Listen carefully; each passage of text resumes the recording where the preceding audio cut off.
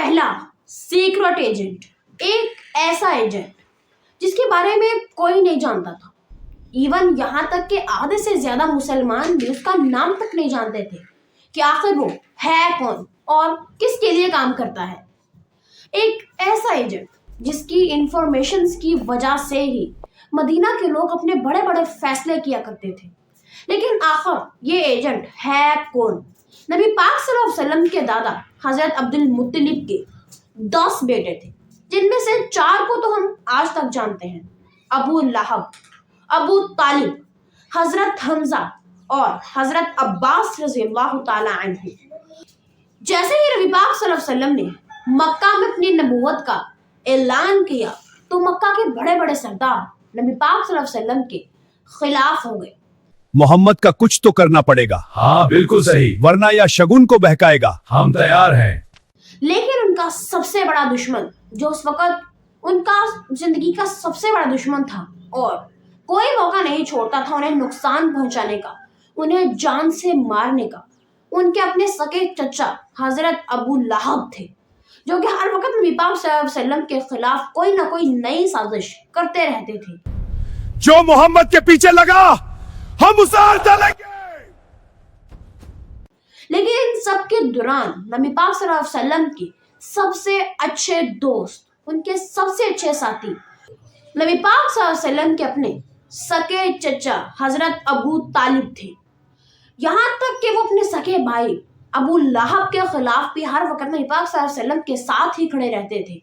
और इस वक्त मक्का में सिर्फ एक वही थे जो नबी पाक सल्लल्लाहु अलैहि वसल्लम के चचा होने के साथ साथ उनके सबसे अच्छे दोस्त और उनके मुहाफिज भी थे, और हर वक्त नबी पाक सल्लल्लाहु अलैहि वसल्लम की हिफाजत करते रहते थे, क्योंकि मक्का एक ऐसा शहर था यहाँ पर नबी पाक सल्लल्लाहु अलैहि वसल्लम के सबसे ज्यादा दुश्मन थे।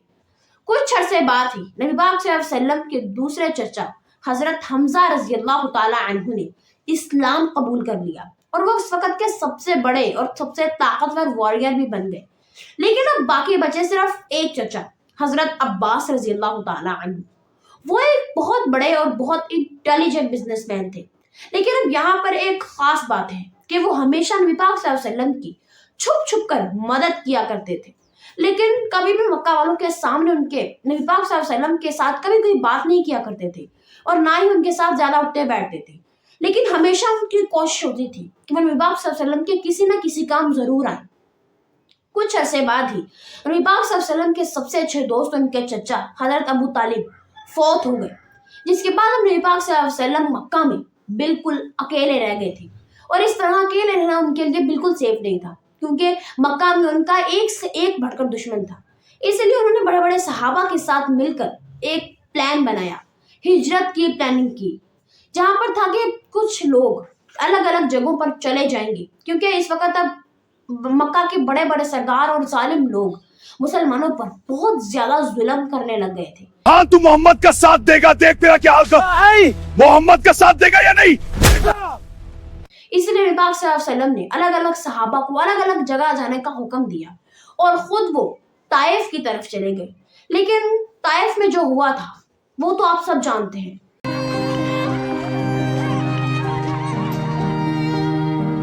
उस वाक़े के बाद नबी पाक सल्लल्लाहु अलैहि वसल्लम वापस मक्का आ गए और अब सारे लोगों को यही लगने लगा था कि नबी पाक सल्लल्लाहु अलैहि वसल्लम के पास तो अब कोई रास्ता नहीं है।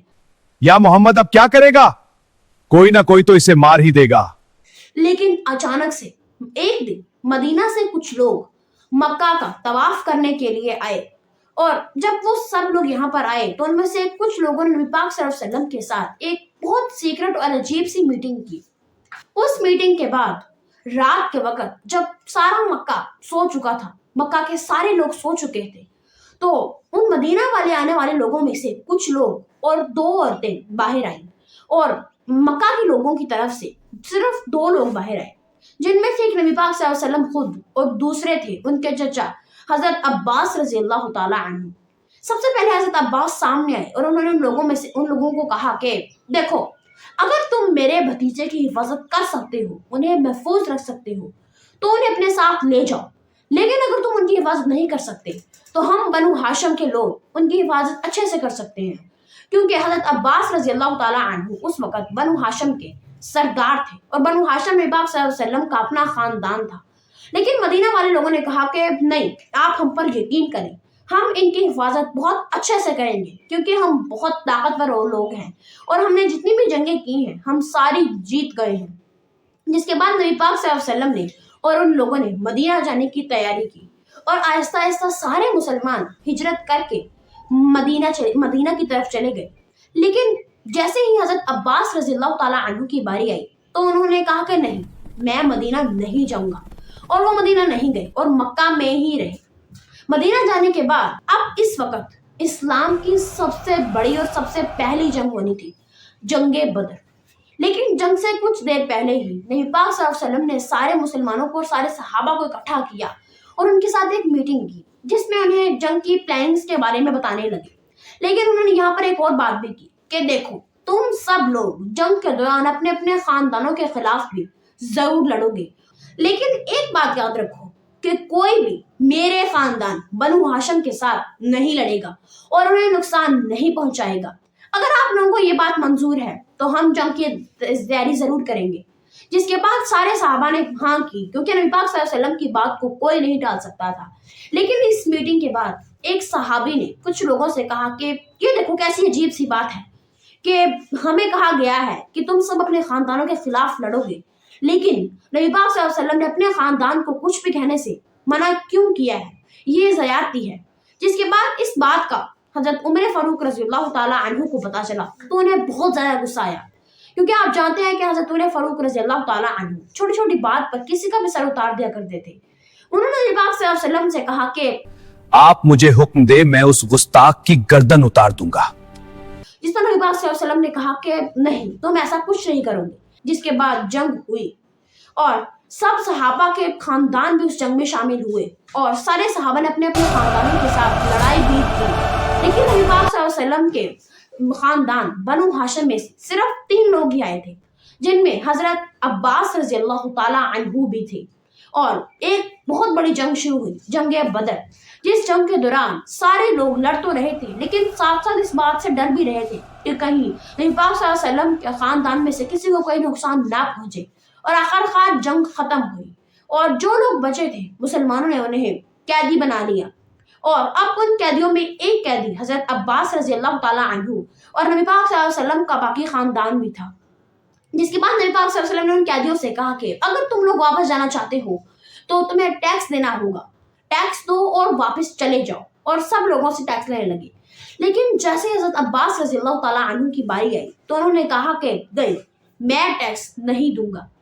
اب ایک اور بات ہے کہ اس سٹوری میں پوری طرح سے ہم یہ ایکسپلین نہیں کر سکے کہ حضرت عباس مسلمان ہے بھی تھے یا نہیں، وہ کون تھے اور نبی پاک صلی اللہ علیہ وسلم کی مدد کیوں کر رہے تھے۔ جیسے نبی پاک صلی اللہ علیہ وسلم نے ان سے کہا کہ تم ٹیکس دو تو اس پر اس نے کہا کہ نہیں، میں ٹیکس نہیں دوں گا، کیونکہ آج میں بتا دوں گا کہ میں بھی مسلمان ہوں۔ 2 سال پہلے جب مدینہ والے لوگوں نے نبی پاک صلی اللہ علیہ وسلم سے میٹنگ کی تھی اور اس کے بعد سارے مسلمان ہجرت کر کے مدینہ آ گئے تھے، اب حضرت عباس رضی اللہ تعالیٰ عنہ نے جانے سے انکار کر دیا تھا، کیونکہ مکہ میں اگر کوئی بات بھی ہوتی تھی تو ان کی چھوٹی چھوٹی بات حضرت عباس رضی اللہ تعالیٰ عنہ کو سب سے پہلے پتا ہوتی تھی، اور اس کے بعد وہ ساری باتیں، ساری خبریں نبی پاک صلی اللہ علیہ وسلم کو مدینہ پہنچایا کرتے تھے۔ اس لیے مکہ میں کچھ بھی ہونے سے پہلے نبی پاک صلی اللہ علیہ وسلم کو اس کے بارے میں سب کچھ پتا ہوتا تھا۔ اس طرح سے ہمیں یہ پتا چلتا ہے کہ حضرت عباس رضی اللہ تعالیٰ عنہ نبی پاک صلی اللہ علیہ وسلم کے ایک سیکرٹ ایجنٹ تھے۔ اور جس طرح سٹوری کی شروع میں آپ نے سنا تھا کہ اسلام کا ایک سب سے پہلا سیکرٹ ایجنٹ تھا، وہ اور کوئی نہیں، حضرت عباس رضی اللہ تعالیٰ عنہ ہی تھے۔ مکہ میں ہونے والی کوئی پلاننگ بھی جو بڑے بڑے سردار مسلمانوں کے اور نبی پاک صلی اللہ علیہ وسلم کے خلاف کیا کرتے تھے، وہ ساری پلاننگز اور ساری خبریں نبی پاک صلی اللہ علیہ وسلم کو مدینہ ٹرانسفر کیا کرتے تھے، جس کی وجہ سے مسلمان اور نبی پاک صلی اللہ علیہ وسلم ہمیشہ ان لوگوں سے ایک قدم آگے ہی رہتے تھے۔ لیکن اب اس بارے میں کسی کو نہیں پتا تھا کہ حضرت عباس مسلمان ہیں اور نبی پاک صلی اللہ علیہ وسلم کے ایک سیکرٹ ایجنٹ ہیں، ان کی مدد کرنے والے بھی ہیں۔ اس لیے نبی پاک صلی اللہ علیہ وسلم کو ہر کسی چیز کا پہلے ہی پتا چل جاتا ہے۔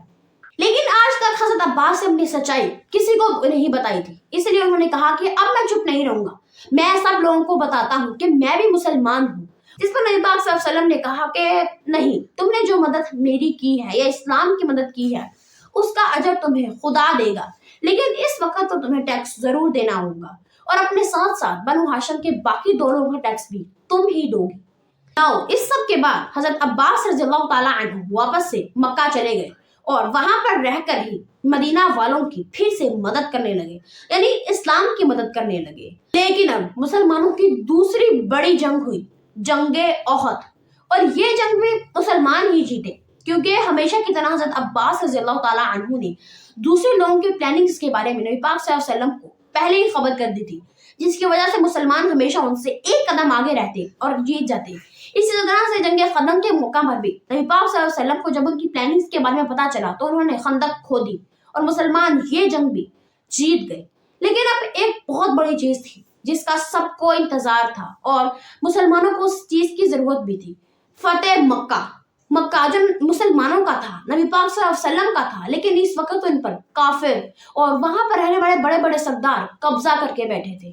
جب نبی پاک صلی اللہ علیہ وسلم کو پتا چل گیا کہ حضرت عباس کی ساری نیوز کی وجہ سے، ان کی خبروں کی وجہ سے ہمیں بہت زیادہ فائدہ ہوتا ہے اور ہم ہر بار جنگ جیت جاتے ہیں، تب مسلمانوں نے پلاننگ کی کہ اب وہ مکہ پر حملہ کریں گے اور ہمیشہ ہمیشہ کے لیے مکہ کو مسلمانوں کے حوالے کر دیں گے۔